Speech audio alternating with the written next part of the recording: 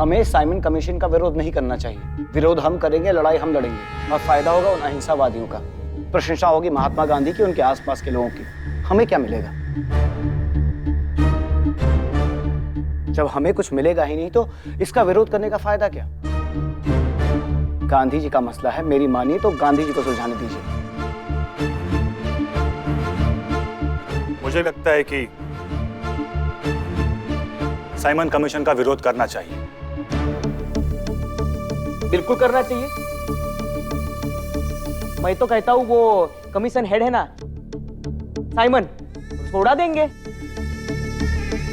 ना रहेगा कमीशन और ना रहेगा साइमन। राजगुरु, अगर जरूरत पड़ी तो साइमन को भी उड़ा देंगे। अभी जो काम करने आए हैं वो समझ ले, फिर उसके बाद इत्मीनान से बैठ। हर बार यही होता है। गांधी जी कोई आंदोलन शुरू करते हैं, उसे बीच में बंद कर देते हैं। सत्याग्रह आंदोलन तो आप लोग सबको पता ही है। मैं तो कहता हूं हमें गांधी जी का समर्थन नहीं करना चाहिए। क्यों नहीं करना चाहिए समर्थन? गांधी जी की देशभक्ति पे संदेह कर रहे हो बटुकेश्वर। असहयोग आंदोलन में गांधी जी के साथ पूरा देश था, हमारे या तुम्हारे साथ नहीं था। और साइमन कमीशन के मुद्दे पर भी पूरा देश गांधी जी के साथ है, तुम्हारे और हमारे साथ नहीं है। तो हमें तय ये करना है कि हम देश के साथ खड़े हैं या गांधी जी के नाम पर देश से अलग खड़े हैं। एक और बात याद रखना बटुकेश्वर, गांधी जी और हमारे रास्ते अलग है, इसका मतलब ये नहीं कि हमारा देश अलग है। हमें उस हर बात का समर्थन करना चाहिए जो हमारे देश को एक साथ जोड़े रख सकता है। तो हमें करना क्या है? इंतजार, क्योंकि साइमन कमीशन का सबसे ज्यादा असर लाहौर में है और हमें ये भी नहीं मालूम कि वहाँ चल क्या रहा है, वहाँ के माहौल कैसे हैं। वहां के माहौल की चिंता मत कीजिए, वहां मैं सब कुछ संभाल लूंगा।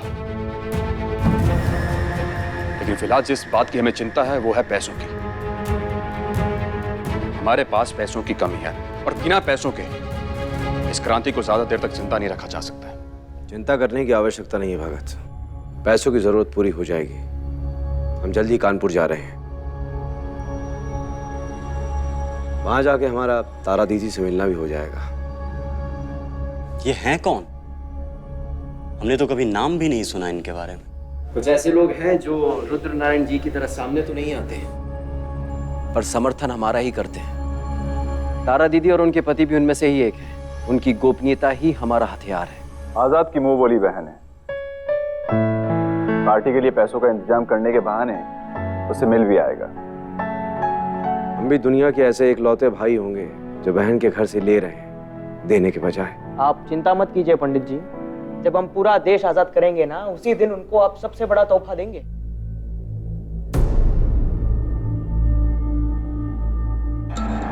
आजाद, भगत की अपील के बारे में कुछ सोचा तुमने? जी मास्टर जी, हमें ऐसा लगता है कि पार्टी में एक नए विचार को जोड़ लेना चाहिए। पार्टी में समाजवादी एजेंडा अपनी जगह होगा और हथियारों का प्रयोग भी अपनी जगह होगा। अगर आप सब मंजूरी दें तो। मंजूर है?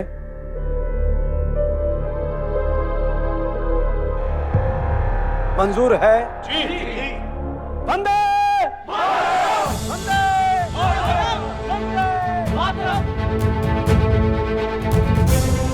वाद से HSRA हुआ, यानी हिंदुस्तान सोशलिस्ट रिपब्लिक एसोसिएशन।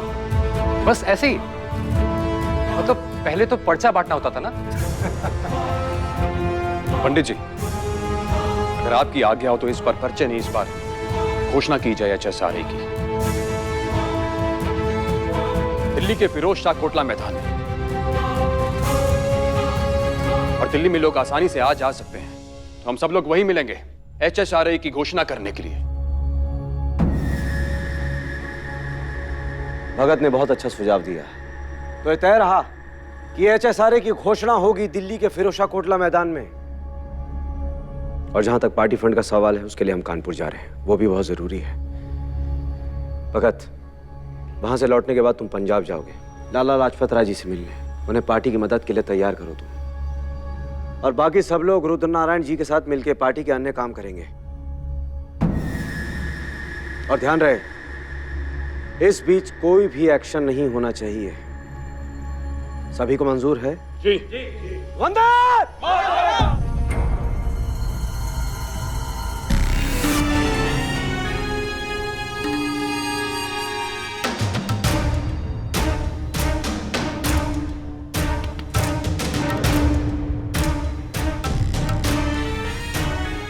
साहब, ये खबर बाबर साहब तक भिजवा दीजिए।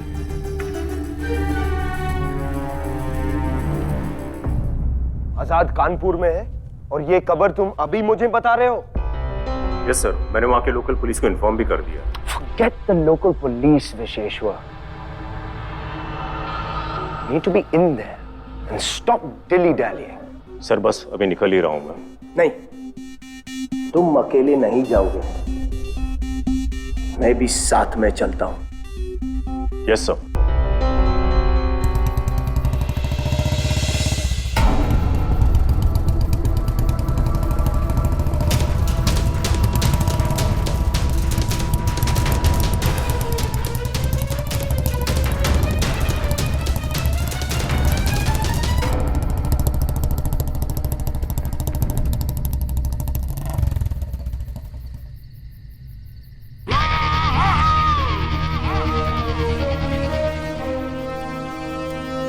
अग्रवाल के घर पुलिस का पहरा,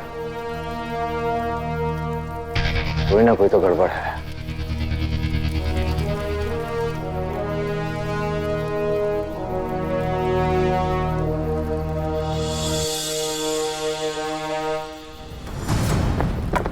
कौन है?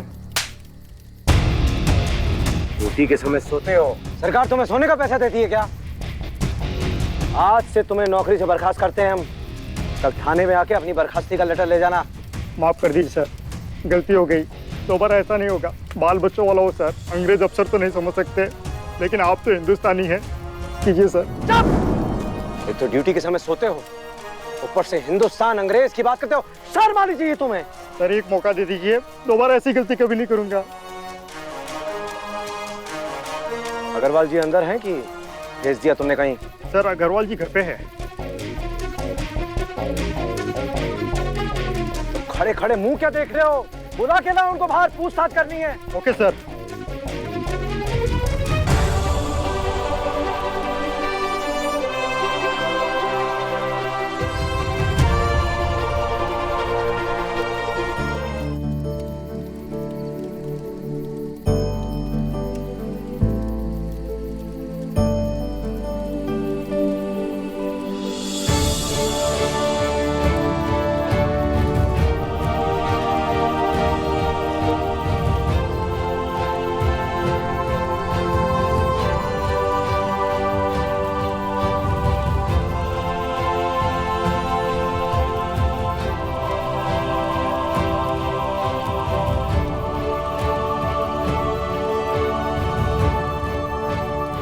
दोस्तों, जैसा कि आप सब लोग जानते हैं, हम यहां HSR यानी कि हिंदुस्तान सोशलिस्ट रिपब्लिक एसोसिएशन को औपचारिक रूप देने के लिए इकट्ठा हुए हैं। हमारे नेता पंडित चंद्रशेखर आजाद किसी काम के चलते हमारे साथ यहां मौजूद नहीं हो सके, और आप सब तो जानते हैं कि पुलिस उनके पीछे लगी। शारीरिक रूप से वो हमारे साथ यहां नहीं है, लेकिन उनकी सोच हमारे साथ है। क्रांतिकारी के दो जरूरी पहलू होते हैं। पहला, बेरहम निंदा, और दूसरा, स्वतंत्र सोच। क्या आप सभी लोग इस बात से सहमत हैं या नहीं?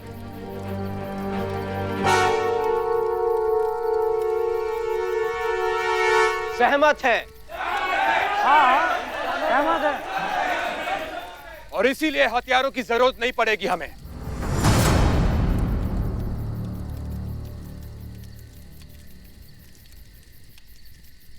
ये क्या कह रहा है भगत? हथियारों के बिना क्रांति कैसे? मेरे कहने का मतलब है कि सिर्फ हथियारों की जरूरत नहीं पड़ेगी, जरूरत है उसके पीछे की वो सोच जो इंसान को हथियार उठाने में मजबूर करती है। और यही सोच वो वजह बनती है क्रांति की। राजगुरु, अब तो सहमत हो मेरी बात से?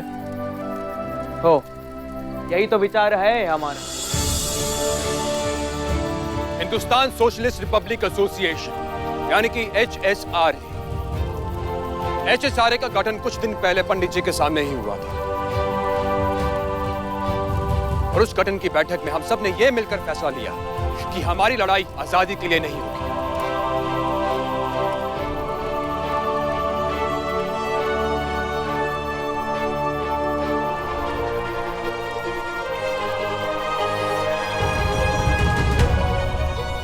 कौन हो भाई? तुम अग्रवाल हो? जी हाँ, मैं ही प्यारेलाल अग्रवाल। प्यारेलाल अग्रवाल। तुम्हारी पत्नी का नाम तारा अग्रवाल है? हाँ, तारा अग्रवाल। पूछताछ करनी है तुमसे। कल सुबह आएंगे। तुम भी तैयार रहना, अपनी पत्नी को भी तैयार रहना, समझे? जी अच्छी, और कोई चारा नहीं बचा हमारे पास, माफ कर दीजिए। Cover him! Yes sir. Cover him!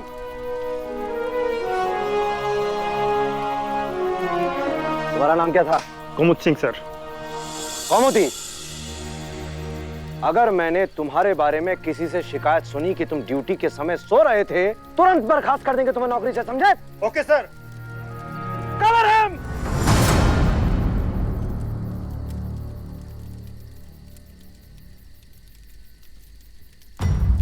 तुम्हारे अफसर अब जा चुके हैं।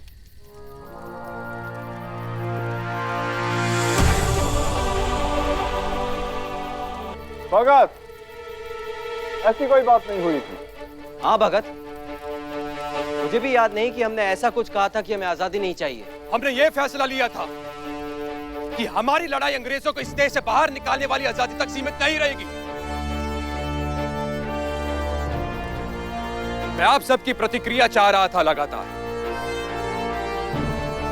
ये जानने के लिए कि मैं सही दिशा में सही बात कर रहा हूं या नहीं,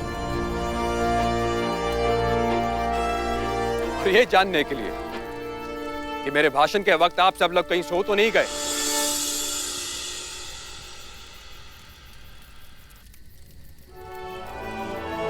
हमारी लड़ाई होगी उस सोच के खिलाफ जो एक इंसान को दूसरे इंसान के खिलाफ खड़ा कर देती है, जो शोषण को बढ़ावा देती है और आगे बढ़ने का मौका देती है,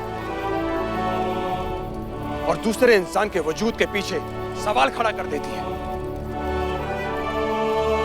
हम समाजवाद का साथ देना चाहते हैं, जहां शोषण की सोच की इजाजत भी नहीं होगी, सबको बराबर अधिकार प्राप्त होता है। और इसी के साथ साथ हमारा यह प्रस्ताव है कि हम सिर्फ उन्हीं मसलों को अपने हाथ में लेंगे जिनका सार्वजनिक महत्व होगा। क्या आप सब लोग HSRA के इस प्रस्ताव से सहमत हैं या नहीं? सहमत हैं।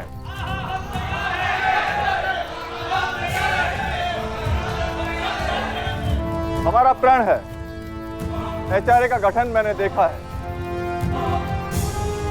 और इसके नए रूप HSRA का मैं स्वागत करता हूं। मैं भी तैयार हूँ भगत। आज से HSRA हमारा दीन है, ईमान है, हमारी जान है। मैं इस संस्था में और भी ज्यादा बेहतर तरीके से सक्रिय रहने का वादा करता हूं और उम्मीद करता हूं कि हम सब भी बिना किसी मतभेद के आगे बढ़ेंगे, एक नए जोश के साथ। वंदे मातरम! भारत माता की जय! चाय लीजिए साहेब। आइए आइए पंडित जी, कल रात को तो बड़े अफसर बनकर फिर रहे थे आप, और आज हमारे घर के काम करने वालों की टोली में शामिल हो गए। आपका आशीर्वाद है जिया जी।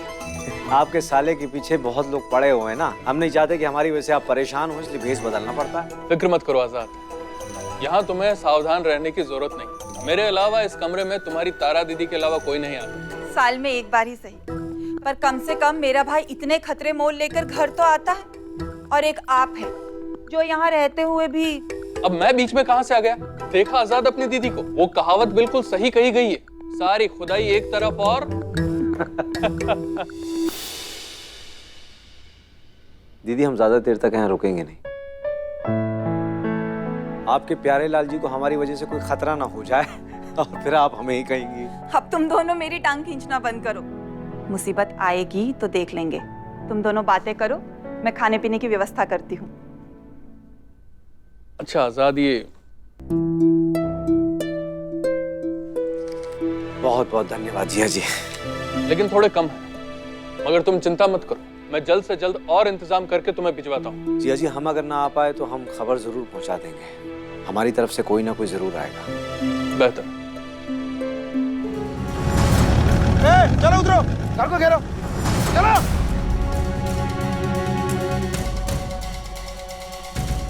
घर को घेर दो और सारे लोगों को एक तरफ कर दो, कोई बाहर नहीं निकलेगा यहाँ से।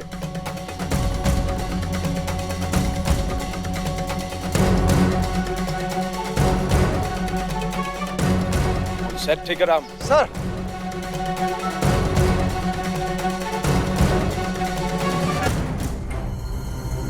भैया, भैया पुलिस आ गई है। तुम ये गन मुझे दो, तुम चलो मेरे साथ, आप भी चलिए।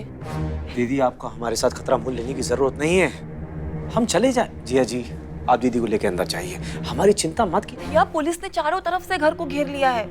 आजाद, तुम्हारी दीदी बिल्कुल ठीक कह रही है। तुम यहाँ से बचकर निकल भी गए तो भी बिला वजह तुम बहुत भारी मुसीबत में फंस सकते हो। एक काम करो,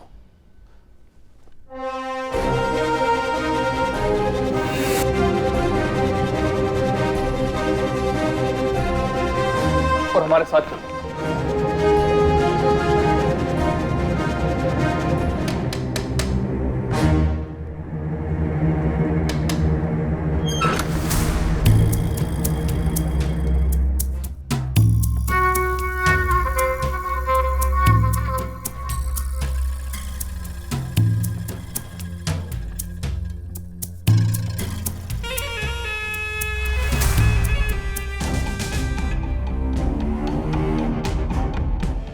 ब्रिटिश हुकूमत हम गांधीवादियों पर भी नजर रखती है, ये बात मैं समझ सकता हूँ, लेकिन आपका परिचय और इतने सारे पुलिस कर्मियों के साथ यहाँ आने की कोई खास वजह?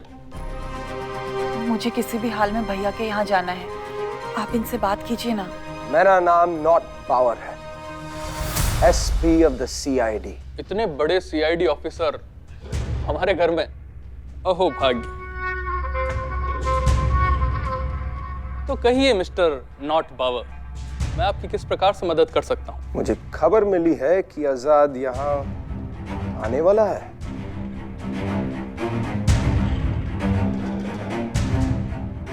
हम तलाशी लेने आए हैं। शौक से लीजिए तलाशी, अगर इजाजत हो तो मैं अपनी धर्मपत्नी को उनके भाई के घर छोड़ाऊं? नहीं, कोई यहाँ से हिलेगा नहीं।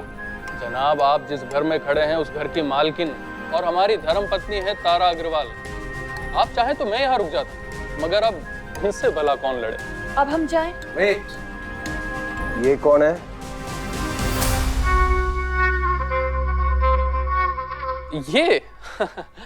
ये हमारे घर का नौकर है, हरिशंकर। हरिशंकर, जाओ, साहब बुला रहे हैं, जाओ। साहब हमें माफ कर दीजिए, हमने कुछ नहीं किया है, हमने कसम खा के कहते हैं हमने कुछ नहीं किया है। हटो हटो, साहब बहुत गुस्से वाले हैं, गोली मार देंगे। साहब गोली मत मारिएगा।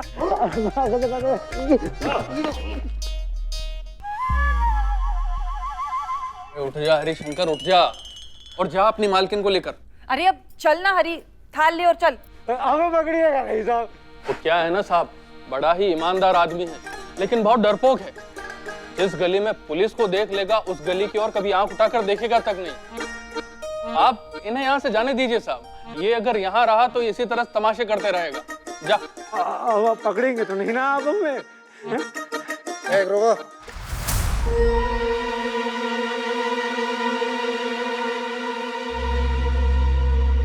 क्या इसमें?